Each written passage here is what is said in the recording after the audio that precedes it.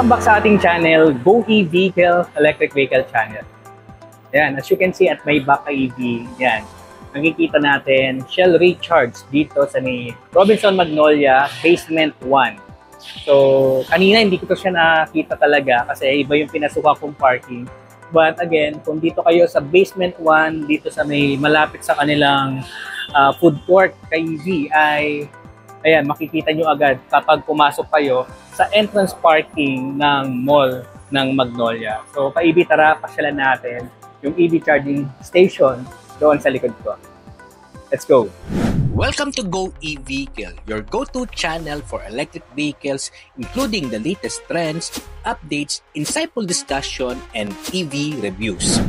Alright, ang balita sa akin nung SG na naka-duty rito kay EV ay kahapon lang din to nag-open. So ngayon, ang date ngayon is 20 and okay, pasyalan natin to kay EV.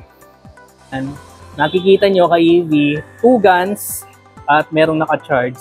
Actually, ito yung isa sa mga nagustuhan kong PHEV o dual motors, itong BYD Sea Lion 6.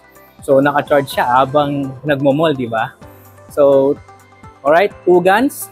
Tingnan natin kay EV yung kanyang guns. Okay, type 2 siya kay EV. So, ang isa pa rito kay EV, 22 kilowatt yung capacity nito. So, mas madaling mapuno o mas mabilis ito kesa sa normal na nakikita natin na 7 kilowatt. At ang maganda kay EV, ang sabi ng security ay libre pa ngayon ang pag-charge dito sa Shell Recharge. So, of course, hapon lang naman ito di ba? So, konti pa nakakaalam nito. So, again, kay EV, basahin natin itong kanyang ayan, how to charge.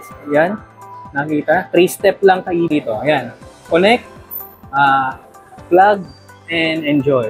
At meron siyang note, pre-charging until further notice. Okay? At isa pa rito kay EV. For safety reason, Shell Recharge is not allowing the use of adapters. So sa mga ka-EV natin dyan na gumagamit ng adapters or naka-GPT pa, ay nakakalungkot na hindi po pwedeng gumamit sa ngayon. At sana si Shell ay mag-launch din ng charging station na dual guns or pwede siyang GPT at pwede siyang type 2, di ba? Kagaya ng sa Ayala Mall sa Macapagal ay meron silang isang slot doon na pwedeng GPT. So, na-try ko na yon kay EV last time nung ginamit ko yung isa sa mga EV ng Dongfang, yung Nanobox. So, yun lang. At sa mga naka-GPT din, remind ko lang na wala po, bawal po ang adapters na sa paggamit ng Shell Recharge o itong charging station na nandito.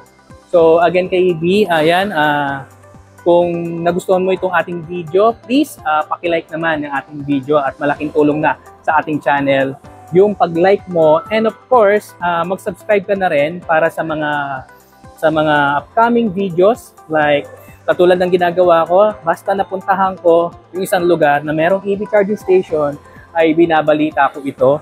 And of course, pagdating sa mga EV reviews, baka dito muna sa ating channel makita yung bagay na EV na para sa iyo. At sa mga gusto mag-set up o magpa-install ng EV charging station, of course, please comment down below sa ating comment box or message me sa ating Facebook page, Go EV. Or kung may makikita naman kayo dyan sa description ko, nandyan yung link kung paano nyo ako makokontak. Alright? Tara kay EV, let's go!